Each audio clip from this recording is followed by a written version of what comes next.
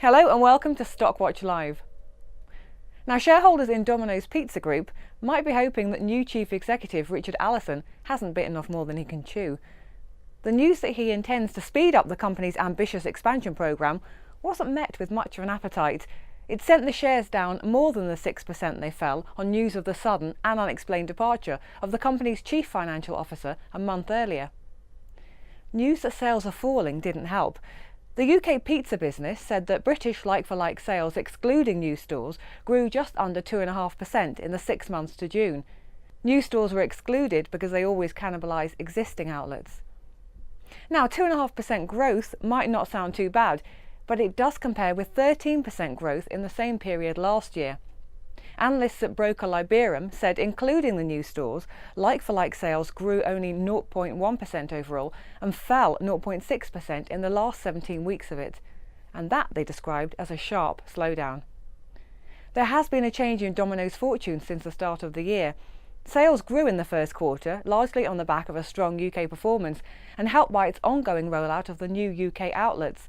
Domino's said it opened 11 new stores in the first quarter, 9 of which were in the UK, and it has plans to increase that further from a total of 65 to 75 UK stores this year.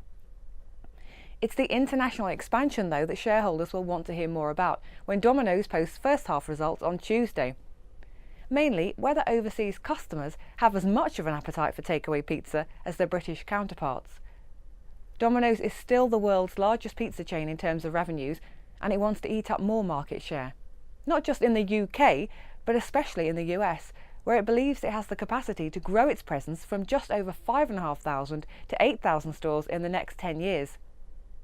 Liberum Capital rates the shares a sell and has cut its price target, though, from 280 to 250 pence, but Goodbody has initiated coverage with a buy investment rating and set a price target of 445 pence. Now, another company that isn't in investors' good books is Intercontinental Hotels Group. Back in February, it said it wouldn't repeat last year's $1.5 billion special dividend, although it did raise its total annual dividend by 11% to $1.04. Intercontinental, which owns the Crown Plaza and Holiday Inn brands, clearly disappointed investors when it said it planned to pump more money back into the business rather than return it to them. The hoteliers said at the full year results stage that it would take $200 million of one-off costs to generate $125 million of annual savings by 2020.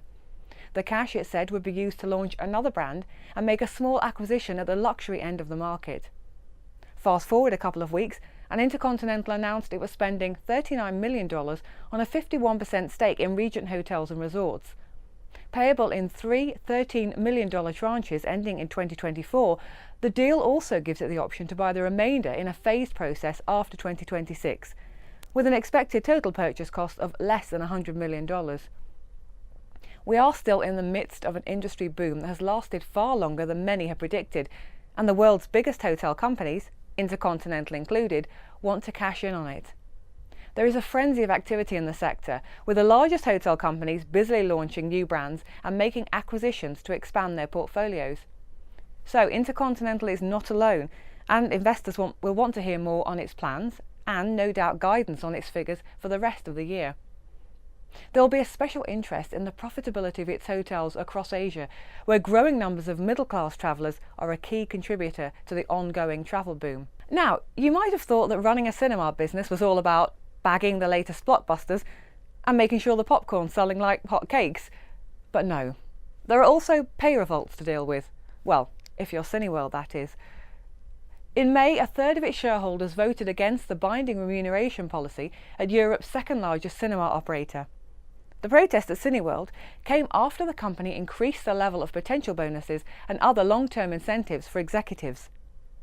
The company said it noted concerns raised by shareholders and would reflect on them, but it said the new policy was fundamental in supporting the delivery of our strategy in the wake of the company's recent acquisition of Regal Entertainment Group. The company agreed to buy its US rival for $3.6 billion in December, creating one of the world's largest cinema chains. On the blockbuster front, though, Cineworld seems to be getting it right. Hit films like Black Panther and Avengers Infinity War, which have enjoyed record box office sales, have boosted revenues at Cineworld so far this year. At the last count, ticket sales were up 6%, while retail sales, such as popcorn and other snacks bought by cinema goers, were up an identical amount. However, Cineworld said it will begin reporting the results in US dollars to remove the largest driver of currency translation volatility, and it said that overall sales fell 2.1% in the UK and Ireland and 2.4% in Europe and Israel.